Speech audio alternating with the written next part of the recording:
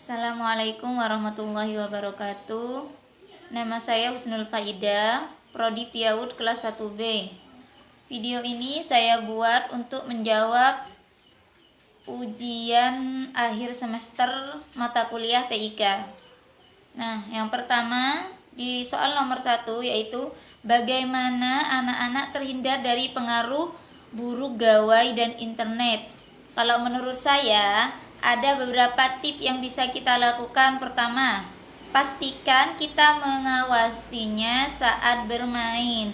Jadi ketika anak-anak kita memakai gadget, kita awasi, seenggaknya kita ada di sebelahnya untuk bisa memantau. Nah, selanjutnya kita batasi waktu jika anak bermain sendiri. Entah itu kita batasi 30 menit atau 1 jam. Kita batasi agar anak itu bisa disiplin menggunakan gadget. Nah, selanjutnya tunjukkan sikap tegas kita kepada anak dengan adanya peraturan yang akan kita buat, berapa jam dia bisa bermain. Seperti itu bunda-bunda. Selanjutnya kita isi kegiatan yang menyenangkan. Jadi biar anak itu perhatiannya teralihkan dari dunia gadget itu sendiri. Selanjutnya ajak anak bermain dengan teman sebayanya biar dia juga bisa bersosialisasi dengan lingkungan sekitar bunda-bunda. Jika sudah terlanjur kecanduan gadget, maka kita perlu berkonsultasi kepada psikolog anak. Seperti itu bunda-bunda untuk menyikapi agar anak-anak kita terhindar dari pengaruh buruk dari gadget itu sendiri. Nah, selanjutnya untuk soal yang kedua yaitu apa saja aplikasi yang bermanfaat untuk anak-anak, berikan 10 saja contohnya. Nah, dan jelaskan manfaatnya. Di sini saya memiliki 10 contoh tersebut.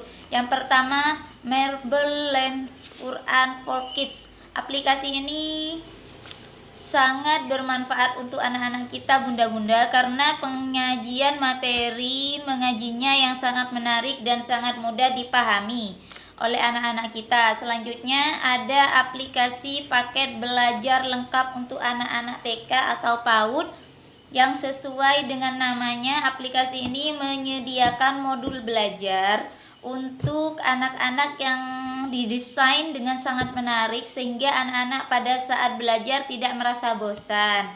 Nah, untuk aplikasi yang ketiga yaitu aplikasi ABC, belajar membaca pastinya. Dengan belajar menggunakan aplikasi ini, anak belajar membaca menjadi lebih seru dan menyenangkan. Selanjutnya aplikasi yang keempat yaitu belajar bahasa Inggris melalui aplikasi. Belajar bahasa Inggris ini anak-anak dapat belajar dengan lebih menyenangkan, lengkap dengan gambar dan suaranya bunda-bunda, jadi tidak membosankan. Nah, selanjutnya aplikasi yang kelima yaitu aplikasi Pingpong Coloring Fun. Aplikasi ini menawarkan belajar mewarnai yang lengkap untuk anak-anak sehingga anak-anak bisa lebih kreatif lagi dalam mewarnai. Untuk aplikasi yang nomor 6 yaitu Lagu Daerah Anak Indonesia. Aplikasi ini membantu penggunanya dalam belajar lagu-lagu daerah dan lagu nasional yang dilengkapi dengan lirik lagu, animasi, dan background yang menarik sehingga anak-anak dijamin tidak akan bosan. Nah, untuk aplikasi yang ketujuh yaitu Kid Music Instrument Sound. Aplikasi ini berguna bagi para orang tua yang memiliki anak balita untuk belajar cara memainkan alat-alat musik dengan suara yang autentik. Nah, selanjutnya aplikasi yang nomor 8 yaitu Marble Belajar Sholat. Aplikasi ini dilengkapi dengan narasi sehingga si kecil bisa belajar dengan hanya mendengarkan saja suaranya. Nah, untuk aplikasi yang nomor 9 yaitu belajar huruf dengan angka. Aplikasi ini bisa menemani anak-anak prasekolah untuk belajar mengenal huruf, angka, dan mengenal warna sehingga anak-anak bisa bermain sambil belajar. Nah, untuk aplikasi yang terakhir yaitu aplikasi yang ke-10 ya bunda-bunda, untuk putra-putri kita, yaitu aplikasi Marble Taman Bermain. Aplikasi ini memadukan kegiatan bermain sambil belajar yang menyenangkan dengan fasilitas gambar-gambar, audio, dan narasi serta animasi yang menarik. Seperti itu Bunda-bunda. Nah, untuk soal yang ketiga yaitu jika Anda seorang administrator yang ingin meningkatkan kompetensi guru di bidang teknologi pendidikan, langkah apa yang harus dilakukan dan bagaimana jika ada guru yang malas untuk mengembangkan diri terkait teknologi pembelajaran?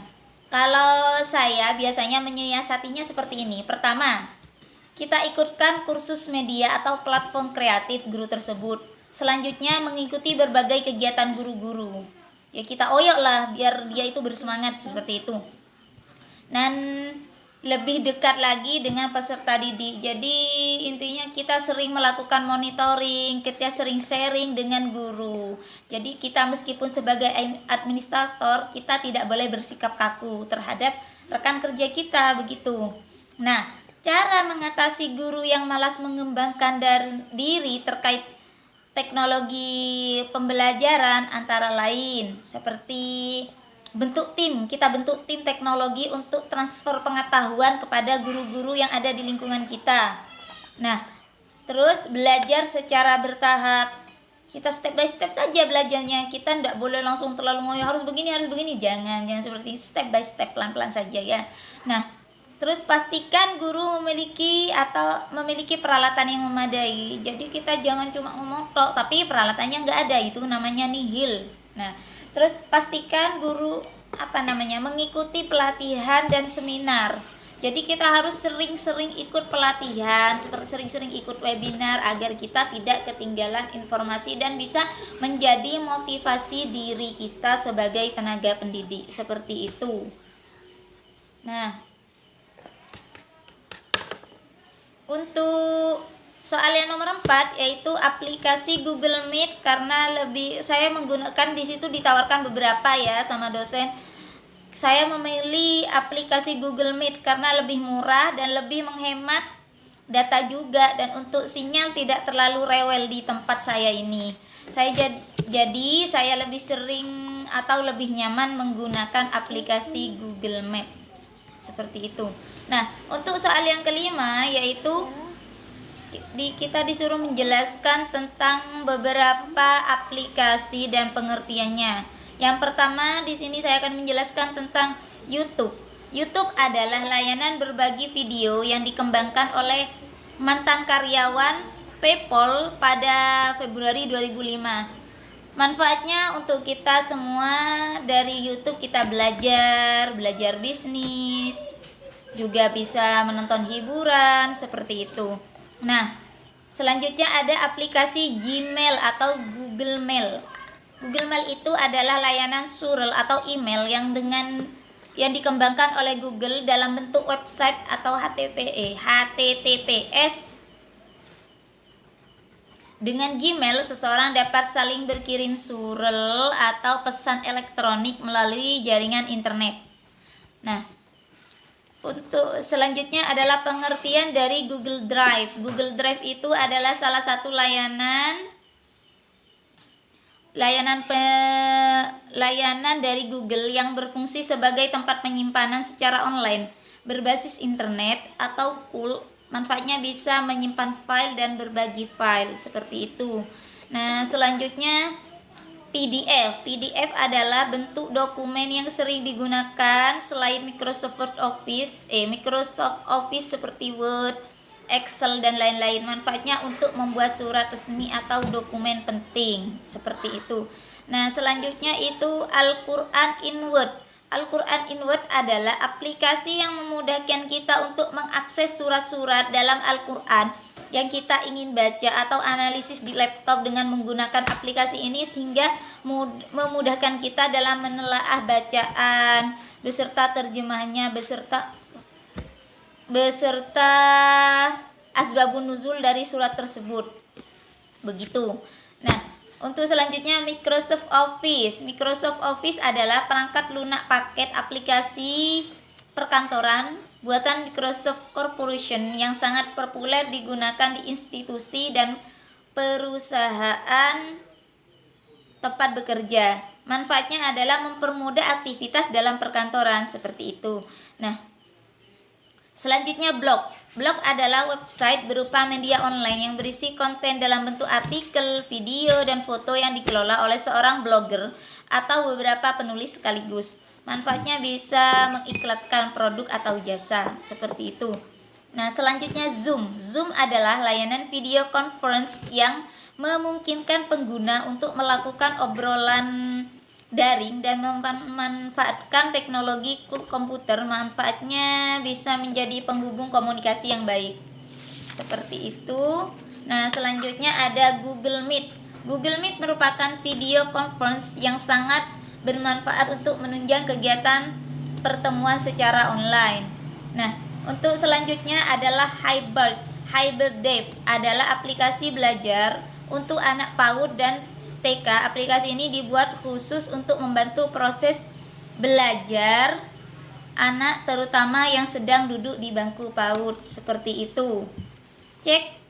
Selanjutnya cek plagiarisme adalah proses pencarian bagian yang diduga diplagiat dari sebuah karya. Demikian, Pak, penjelasan dari soal-soal yang telah diberikan. Semoga jawaban saya bisa diterima. Terima kasih. Wassalamualaikum warahmatullahi wabarakatuh.